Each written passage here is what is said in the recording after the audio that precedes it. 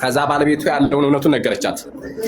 በዚህ ጉዳይ ላይ ተጣልተን እያለ ባለቤቴ እንደዚህ ባለቤቴ ጋር ባለቤትሽ እንደዚህ ለባለቤቴ ተናገረ ብሎ ሲላት ባለቤቴ ግን ዋሽታ ምንም የተፈጠረ ነገር የለም፣ እንዴት ባልና ሚስት ታጣላለህ? ያረከው ነገር በጣም ክልክል ነው ከሸሪዓ አንፃር ሲታይ ብላ እሷ ዋሽታ እነሱን አስተካከለቻቸው። እኔ ደግሞ እነሱን ለማጣላት ፈልጌ ሳይሆን ልጅቱ ልጁን ልታገባና ሃይማኖቷን ልትቀይር ስትል ነው እውነቱን እንድታውቅ ብዬ እንትን ያልኩት እና ይሄ እንዴት ይታያል ከሸሪዓ አንፃር? ትክክል ነው ያደረከው። ጥፋት የለብህም፣ ጥፋት የለብህም። ትክክል ነው ያደረከው። እሺ እሱ ወላሂ በጣም እንትን ነበረ በዚህ ጉዳይ ላይ የኔና የባለቤት የተራሷ እንደው ምንድን ያለችኝ የእሱ እነሱ ትዳር ተሚበተን እኛ ትዳር ይበተናል። እንዴት ታጣላለህ? ምንም ነገር እንትን ሳትል ነው በቃ ነገሮቹ እንዳልተፈጠሩ አድርጋ ዋሽታ ባለቤቱ ጋር አስታረቀችው ማለት ነው። እኔ ደግሞ እውነቱ እንደወጣ ፈልጌ ነው። በፓራል ልጅቱ እንድጣ ነው ቤተሰብ ጋር ሁሉ ደወለች። በተአምር በጣም ነው ያመነችው።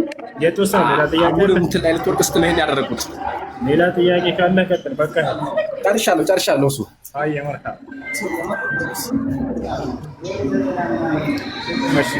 የገባችሁ ሰዎች ጥያቄ አላችሁ? ሰላም ወራህመቱላሂ ወበረካቱ። አህለን እሱ ወንድሜ ሰላም ነው? አልሐምዱሊላህ። በመጀመሪያ በጣም እናመሰግናለን። ብዙ ጊዜ አንተ ፕሮግራም እንከታተላለን። እኔ ጥያቄ ምን ነበረ? እኔ ሚሊታሪ ነኝና በአጠቃላይ ሚሊታሪ ውስጥ ያሉ ብዙ ሙስሊሞች እንዳሉ ይታወቃል። እናም አሁን አንደኛ ለስግድ ለአንዳንድ ወንዶች የሚመች ይሆናል፣ ለአንዳንዱ በግዳጁ ምክንያት አይመችም። ጾምም እንደዛው። እንደገና ደግሞ በህግ ደግሞ እንደምታውቁ በመስሪያ ቤታችን ማንኛውም ሰው የራሱን እምነት ማስኬድ አይቻልም። እኛ ግን በውስጣችን እምነታችን ተከትለን የምንሄድበት ሲስተም ይኖረናል። ግን ይሄ ብቻ አይደለም፣ ሌላ ተጨማሪ እንደ ተጨማሪ ማለት ነው። ሁለተኛ ስጋ ይታረዳል። ስጋ አንዳንድ ቦታ በማሽን ይታረዳል እና አንዳንዴ ማያድ ሰው አይታወቅም። እሱ ነገር ላይ በእርግጥ ሐራም ነው ይታወቃል። ይሄ ሁለቱ ጥያቄ በጣም ነው ብዙ ጊዜ ለኔ ጥያቄ ሆነብኝ። እንዴት ነው ለማለት ነው። አንድ ሶላት ትሰግዳላችሁ ወታደሮች እዛ? አልሐምዱሊላህ በየግሉ የሚሰግድ ይኖራል። ክልክል ቢሆንም እኔ እንደራሴ በግል ይሰግዳለሁ። አልሐምዱሊላህ። ግን ለአንዳንዶቹ አይመችም በግዳይ ምክንያት ማለት ነው። ይታወቃል ስራችን። ሶላት መስገድ አለባቸው። ሶላት ካልሰገዳችሁ ሙስሊም ልትባሉ አትችሉም። ይሄን ልታውቁ ይገባል። ነቢያችን ሰለላሁ ዐለይሂ ወሰለም አቤት አገም ይርቱ ማሊኮን Kandi ko yan jajal tani. Jajal kan mutu. Muitu pokoleso. Maiki ke kabar dume takka bifam. ይሰማል ነው ወይስ ይቆራረጣል?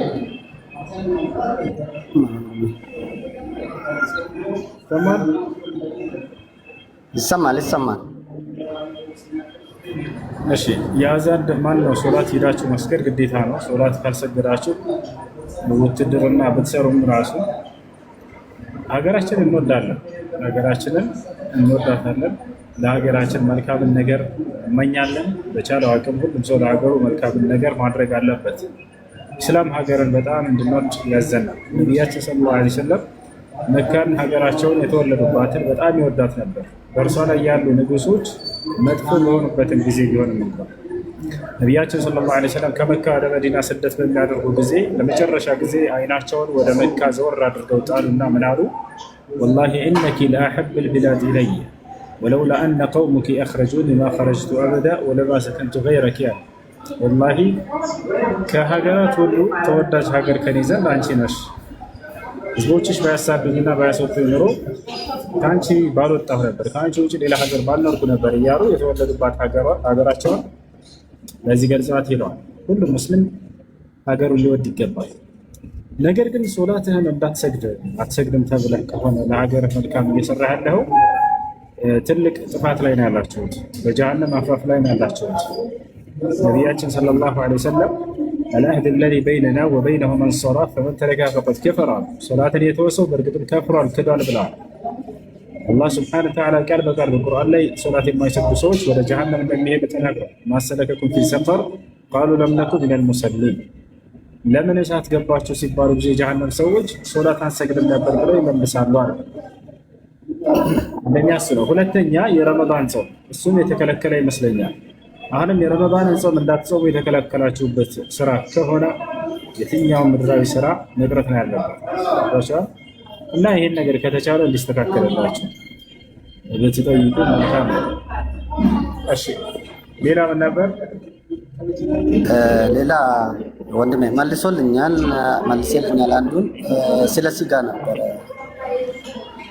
እሺ ስለ ስጋ በተመለከተ እንደ አስሉ እንደመሰረቱ በአላህ ስም የታረደ መሆን አለበት ስጋ ሁሉ። አላህ በቁርአን ላይ ሲናገር ፈኩሉ ሚማ ዚክረ ስሙላሂ ዐለይሂ ይላል። የአላህ ስም ተወስቶበት የታረደ ከሆነ ብሉ ብሏል። ወላ ተእኩሉ ሚማ ለም ዩዝከር ስሙላሂ ዐለይሂ ብሏል። የአላህ ስም ያልተወሳበት ከሆነ ደግሞ እንዳትበሉ ብሏል። ስለዚህ ቢስሚላህ ወይም በአላህ ስም ተብሎ ነው መታረድ ያለበት። እሺ ማሽን የሚያርዳቸው አሉ የሚለውን በተመለከተ ወደ ማሽኑ የሚያስገባቸው ሰው ሊታረዱ ቢስሚላህ ወይም በአላህ ስም ብሎ ከሆነ የዛኔ ችግር የለም። ከአላህ ስም ውጭ በሌላ ስም ይዘው ከሆነ ግን የሚያስገባቸው አይቻልም፣ አይፈቀድም፣ አይበላም ይሄን ስጋ። እሺ ማን እንዳረዳቸው የማናውቃቸው ስጋዎች ሶስተኛ የስጋ አይነት እርሱ ነው። ማን እንዳረዳቸው አናውቅም፣ በምን ሁኔታ እንደታረዱም አናውቅም። ግን የሐላል ስጋ ናቸው። ያ ማለት የፍየል፣ የበግ፣ የግመል ምናምን ናቸው። እነዚህን መብላት ይቻላል ወይ በሚለው በተመለከተ በዑለሞች መካከል ሁለት ሀሳብ አለ። ግማሽ ዑለሞች ቢስሚላህ ተብሎ እንደታረደበት ስለማናውቅ አይበላም ይላሉ። ሌሎች ደግሞ ነቢያችን ሰለላሁ ዐለይሂ ወሰለም የተናገሩትን ሐዲስ መሰረት አድርገው ይቻላል ብለዋል። እሱ ምንድነው?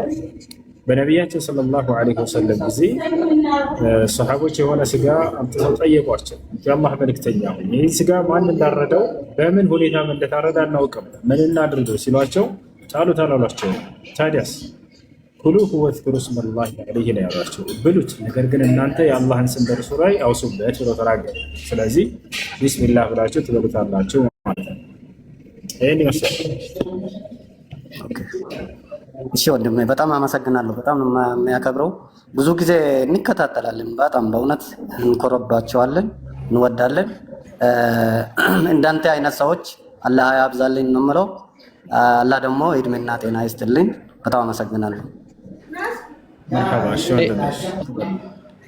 እኔ የልጨርስ ጥያቄ ነው። ጥያቄ ምንድን ነው?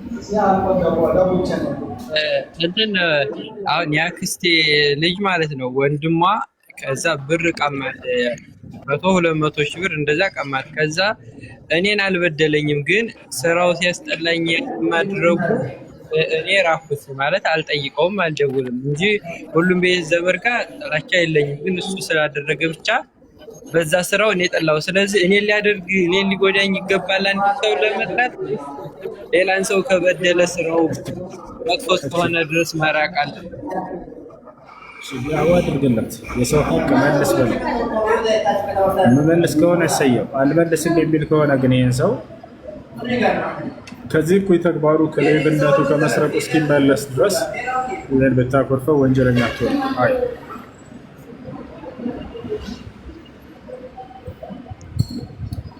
እሺ ሁሱ ሰላም አለይኩም። ወአለይኩም ሰላም። እንትን ነበረ አንድ ጓደኛ ነበረኝና ማለት ነው ሚስቱ ካፊር ክርስቲያን ነችና ሞተች። 2 ልጆች አሏቸው እና ልጆቹን የሚያሳድገው አሁን እሱ ነውና የጡረታና የአገልግሎት የሚባል እንትን አለ። ሚስቱ ስትሰራ የኖረችበት መስሪያ ቤት ማለት ነው። ያንን ብር ላይ ተቀብሎ ለልጆቹ አንዳንድ ነገር ለማዋል ፈልጎ ነበር እና ይሄ እንዴት ይታያል? እና ደግሞ ከውርስ ከእሷ እናትና አባትም ደግሞ ላይክ ድርሻ አላትና ላይክ እነዚህን ነገር ተቀብሎ እንትን ማድረግ ይችላል ወይስ እንዴት ነው?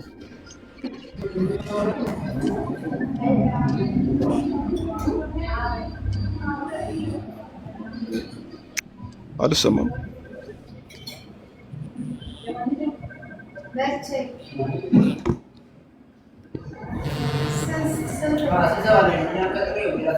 ይሰማል ይሰማል ወይ? ይሰማል። አልሰማኝም። ሰምቻለሁ። ጥያቄው ሰምቻለሁ። መልሱ አይቻልም ነው ወንድ፣ መልሱ አይቻልም ነው። ምክንያቱም ግልጽ የሆነ ሐዲስ መጥቷል። ነቢያችን ሰለላሁ ዐለይሂ ወሰለም ሐዲስ ላይ ላ የሪሱል ሙእሚን አልካፊር ወለልካፊር አልሙእሚን ብለዋል። አማኝን ከሃዲ አይወርሰውም፣ ከሃዲም አማኝን አይወርሰውም ብለው ተናግረዋል። ስለዚህ አንድ ሰው ከሞተ በኋላ እርሱን ገንዘብ ከሃዲ ከሆነ እርሱ መውረስ አይቻልም። ሙስሊም ለሆነ ሰው አይፈቀድም። በራሷ እምነት ላይ ላሉ ቤተሰቦቿ ለእነሱ እዛው ይተዋል። አይ ይሄ የጡረታውና የአገልግሎቱ እንደ ውርስ ነው እሱ የሚቆጠረው። ሁሉም መርሐባ ጀዛከላህ።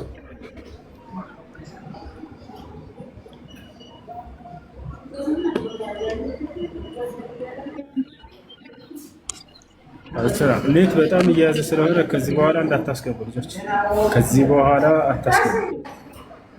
እሺ ሰላም ነው። ገና አልሐምዱሊላህ። ጥያቄ ነበረኝ። እሺ እናቴ መድኃኒት ትወስዳለች ማለት የምትጠቀመው መድኃኒት አለ፣ ግን መድኃኒቱ ማቋረጥ አትችልም። መድኃኒቱ መጨረሻ ደረጃ ላይ ደርሷል እና ረመዷን ቀዷ ነበረባት እና እንዴት ምን ማድረግ ትችላለች? በሰው ነይታዋ ብር ማውጣት ትችላለች ወይስ ግዴታ ረመዷን መጾም ትችላለች? ደግሞ ረመዷን ችላ መጾም አትችልም፣ ቀዷ አለባት። እሺ ህመሙ ጊዜያዊ ነው? ከጊዜ በኋላ ይሻላታል ወይንስ የማይሻላት የህመም አይነት ነው ያለው? ጊዜያዊ አይደለም፣ ጊዜያዊ አይደለም፣ የሚሻል እንትን አይደለም። እሺ እንደሱ ከሆነ ረመዳን በመጣ ቁጥር ለእያንዳንዱ ቀን ከፋራ በማውጣት ታሳልፋለች። እሱ ምንድነው? አንዳንድ ምስኪኖችን ማብላት ካልቻለች ለእያንዳንዱ ቀን አንዳንድ ኪሎ በግማሽ ሩዝ እየገዛች መስጠት። በየቀኑ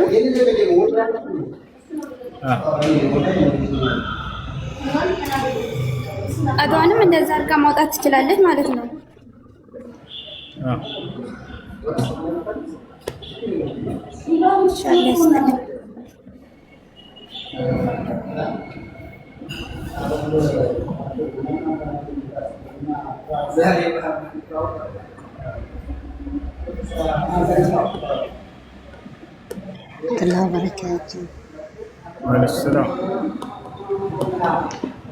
እኔ ሁለት ጥያቄ አለኝ።